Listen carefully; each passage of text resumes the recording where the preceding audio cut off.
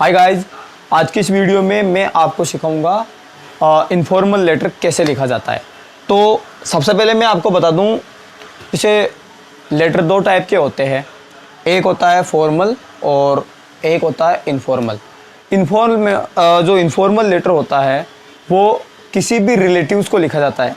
Relatives में जैसे दादा दादी, नाना नानी, पापा मम्मी, भाई बहन, कोई चाचा चाची हो गए, अपना दोस्त हो गया, उनको लिखा जाता है। और फॉर्मल लेटर जो है वो ऑफिशियल यूज़ के लिए लिखा जाता है, जैसे कोई एडिटर को हो गया, हेडमास्टर को हो गया, प्रिंसिपल को हो गया। ऐसे जो लेटर होते हैं वो फॉर्मल लेटर की कैटेगरी में आते हैं। अब आज का जो ये लेटर है वो इनफॉर्मल लेटर की कैटेगरी में है। और ये लेटर है, जैसे मान लो आपका कोई दोस्त है। इस लेटर में मैं लगभग इनफॉर्मल लेटर में आने वाले सारे लेटर को कंप्लीट कर दूंगा। जैसे मान लीजिए आपका कोई दोस्त है, वो दोस्त किसी एग्ज़ाम में पास हो गया, ठीक है। तो अब आपको उसको कॉन्ग्रेचुलेशन विश करना है, उसको मतलब बधाई देनी है आपको, है ना।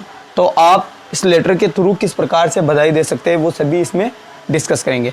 सबसे पहले तो इनफॉर्मल लेटर में यहाँ पर ऊपर ही ऊपर ये जो 145 मैंने लिखा है ये मकान नंबर होता है, ठीक है। 145 शास्त्री नगर, न्यू कॉलोनी, जयपुर। यहाँ तक आप एड्रेस लिखेंगे। या तो खुद से अपना याद रखेंगे या फिर आप क्या करोगे कि जो एग्ज़ाम में जो आएगा, पेपर में वहाँ पर जो लिखा हुआ आएगा वो आपको लिखना है। इसके बाद में यहाँ से आप लाइन छोड़ोगे। लाइन छोड़ने के जस्ट बाद आप यहाँ पर लिखोगे तारीख, जिस तारीख को आप लिख रहे हो उसकी डेट लिखनी है आपको। 2 जुलाई अक्सर लिखा है मैंने, 22, 23 जो भी कुछ आएगा वो आप लिखोगे। फिर इसके बाद में आप यहाँ से एक लाइन ड्रॉ करोगे, लीव करोगे और यहाँ से संबोधन करोगे। संबोधन का तरीका है ये, माय डियर। जैसे मैंने कोई दोस्त का नाम लिख दिया, किसी का माय डियर आशीष। अब आप यहाँ पर जो जिसका नाम आएगा वहाँ पर वो नाम लिखना है। यहाँ पर my dear father, my dear mother, my dear aunt, my dear uncle, कुछ भी आ सकता है, ठीक है ना। जो होगा आप उसको उतार देना। अब यहाँ से देखिए, yesterday I received your letter, I am happy here and hope that you are same there। यहाँ तक जो लेटर है ये इनफॉर्मल लेटर में यहाँ तक आप सभी लेटर में लिखोगे। यहाँ तक कोई चेंज नहीं होगा, यहाँ पर एज इट इज़ होगा, यहाँ पर सेम होगा, ठीक है भाई। yesterday I received your letter, कल मुझे आपका पत्र मिला। I am happy here, मैं यहाँ पर कुशल मंगल हूँ। and hope that, और आशा करता हूँ कि you are same there, आप भी वहाँ पर कुशल मंगल होंगे। फिर इसके बाद में देखेंगे I am glad to know that, I am glad to know that। मैं इसको अंडरलाइन कर रहा हूँ क्योंकि इसको बाद में कुछ इसका जो कोई फंक्शनल मीनिंग है वो इसका समझाऊंगा मैं, है ना। देखिए सबसे पहले I am glad to know that you have। अब यहाँ पर मैंने ये लाइन छोड़ी है। लाइन छोड़ने का कारण है, लाइन छोड़ने का यहाँ पर जो मैंने लाइन छोड़ी है इसका मैं बाद में आपको मतलब बताऊंगा। I am glad to know that you have. अब यहाँ पर जैसे मान लो आपका दोस्त है वो पास हो गया, तो आप यहाँ लिखोगे you have passed, PASSED, passed, है ना भाई। आप पास हो गए हो इन किस में, जो भी जिस क्लास का एग्जाम, जिस क्लास के एग्जाम में वो पास हुआ है उस क्लास का नाम लिखोगे यहाँ पर आप। जैसे मान लो इन 8th class, 10th class, 12th class, जो भी आपकी क्लास है ना वो लिखोगे यहाँ पर, ठीक है। और मैंने लिखा क्यों नहीं, क्योंकि यहाँ पर है ना बाद में इसमें कुछ ऐसे वर्ड ऐड करूँगा जिसके बाद में ना, और जो इनफॉर्मल लेटर होगा उसमें भी हम है ना सेम इसको लिख सकते हैं, इसीलिए मैंने इसको लिखा नहीं, बाद में बताऊँगा इसका एक बार। So many congratulation on your grand success, you have always been a hard working student. यहाँ पर आप, अगर आपका दोस्त पढ़ाई में अच्छे नंबर लाया है, मतलब पास हुआ है, तो स्टूडेंट लिखोगे। या फिर मान लो किसी मैराथन में गोल्ड मेडल वगैरह जीत लिया है तो यहाँ पर आप पर्सन लिखोगे। भाई आप हमेशा से एक कठिन परिश्रम करने वाले व्यक्ति रहे हो।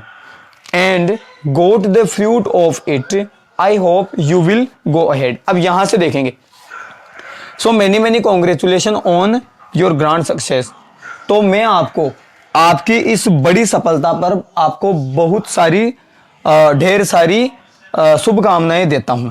उसके बाद में you have always been a hard working, आप हमेशा से ही एक हार्ड वर्किंग मतलब एक कठिन परिश्रम करने वाले स्टूडेंट है तो स्टूडेंट रहे हो, या फिर कोई व्यक्ति है मतलब मान लो मैराथन में या किसी रनिंग में वगैरह जीता हो, तो यहाँ पर आप पर्सन लिख सकते हो भाई, you have been always hard working person and और got the fruit of it, और आपको इस कठिन परिश्रम का फल भी प्राप्त हुआ है।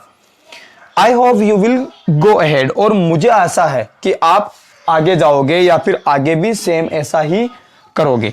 अब देखिए यहां तक इसका पूरा हिंदी मीनिंग हो गया, लेकिन इसके बाद में सबसे पहले तो मैं आपको बता दूं, मैंने यहां लाइन छोड़ी है। जैसे मान लो आपका दोस्त मान लो स्टूडेंट है, तो यहां पर लिखोगे glad to know that you have passed, और यदि मान लो आपका कोई दोस्त मैराथन में गोल्ड मेडल जीत गया तो आप लिखोगे यू हैव वोन अ गोल्ड मेडल इन, यहां पर जो भी फील्ड है उस फील्ड का नाम आएगा। जैसे मान लो उसने पढ़ाई के फील्ड में कुछ अचीव किया है, मान लो रनिंग के फील्ड में कुछ अचीव किया है, या फिर कोई बॉक्सिंग वगैरह कुछ में भी, मतलब आपको बधाई देने वाले लेटर में सभी में सेम लिख सकते हो आप, सिर्फ कुछ लाइन को चेंज करके। जैसे यहां पर ये चेंज हो जाएगी, यहां पर ये, यहां पर ये, इसके बाद में कोई भी चीज चेंज नहीं होगी, यहां पर आप सेम एज इट इज लिखोगे।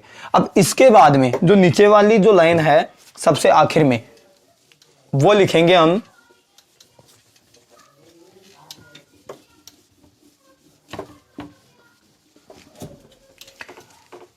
अब एक लाइन लीव करने के बाद में नीचे आप लिखोगे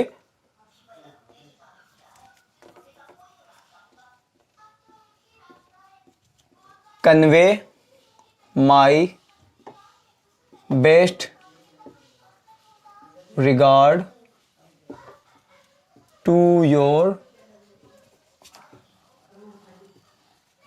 mother and love to Chunnu. फिर यहां पर आप लाइन लीव करने के बाद में लिखोगे योर लविंग फ्रेंड XYZ, मतलब जिसका भी नाम होगा वो लिख दोगे। देखिए convey my best regard to your mother, आपकी माता को मेरा प्रणाम, एंड लव टू चुन्नू, और चुन्नू को मेरा प्यार, मतलब जो भी छोटे है ना एल्डर वगैरह, जो आप कुछ छोटे घर में जो बच्चे होते हैं उनके लिए यहाँ पर आप संबोधन लिखेंगे। अब देखिए, अब मान लो ये जो मैंने लेटर लिखाया है ये है कि एग्जामिनेशन में या फिर किसी भी फील्ड में कुछ अचीव करने के ऊपर कॉन्ग्रेचुलेशन विश करने के लिए लिखाया। वही मान लो इमेजिन करो कि आपका दोस्त फेल हो गया हो, तो भी आप इस लेटर में से कुछ चीजों को चेंज करके सेम लिख सकते हैं। जैसे वहां पर लिखा हुआ था, जैसे हमने शुरू किया था yesterday I received your letter and I am happy here and hope that you are same there, वहां तक तो आप सेम लिखोगे, उस वहां तक कोई चेंज नहीं होगा। भाई यहाँ पर मैं कुशल मंगल हूँ और आशा करता हूँ आप भी वहां पर कुशल मंगल होंगे, यहाँ पर तो कोई चेंज करने की चीज है नहीं, ठीक है। फिर वहां से जो आगे वाली एक लाइन थी, I am glad to know that, अब मुझे जानकर खुशी हुई, तो अगर फेल हुआ है तो आपको जानकर खुशी थोड़ी होगी, वहां पर आप लिखोगे I am sad to know that, वहां पर आप सेड लिखोगे, ग्लेड को चेंज कर देना और उसकी जगह ग्लेड की जगह पर सेड लिख देना, भाई सेड टू नो दैट, भाई मुझे ये जानकर दुख हुआ कि यू हैव, अब उसके बाद में एक मैंने जहां लाइन छोड़ी थी यू हैव, भाई पास हुआ है या फिर वो ने गोल्ड मेडल जीता है कुछ भी, वहां पर आप है ना पास की जगह मान लो फेल हुआ है तो आप फेल्ड लिख दोगे, ठीक है ना, तो पास की जगह फेल्ड लिख दोगे। उसके बाद में you have failed in the, वो फील्ड लिखोगे किस में फेल हुआ, भाई एग्जामिनेशन में फेल हुआ तो एग्जामिनेशन का नाम लिख दोगे आप, ठीक है। फिर आगे उसके बाद में you have been always a hard working student, वो लाइन भी आप सेम लिखोगे, भाई आप हमेशा से कठिन परिश्रम करने वाले व्यक्ति रहे हो, लेकिन अब वहां पर इसको फल मिला था, by and got a fruit of it, but and got fruit of it, वहां पर तो फल मिला था, लेकिन यहां पर आप डोंट कर दोगे या डिडंट कर दोगे, भाई नहीं मिला है ना, भाई फेल हुआ है तो उसका मेहनत का फल नहीं मिला। फिर आगे आप लिख सकते हो कि जैसे कि and I hope that you will go ahead, और मुझे आशा है कि अब आप अच्छा करेंगे, आगे अच्छा करेंगे। फिर उसके बाद में जो लाइन आएगी convey my best regard to your mother and love to Chunnu, your loving friend, वो सारी चीजें सेम करोगे। मतलब इस लेटर में आपको 5 या 6 लाइनें या 5 या 6 अक्षर कुछ चेंज करने हैं आपको। बाकी आप कॉन्ग्रेचुलेशन विश करने में तो 2-3 लाइनें 2-3 वर्ड चेंज करने हैं, और जो फेल वगैरह होने पर आपको 5-6 ही चेंज करने पड़ेंगे, बाकी सारा सेम है। इस एक लेटर की मदद से आप लगभग सभी इनफॉर्मल लेटर को आप कवर कर लोगे। ठीक है।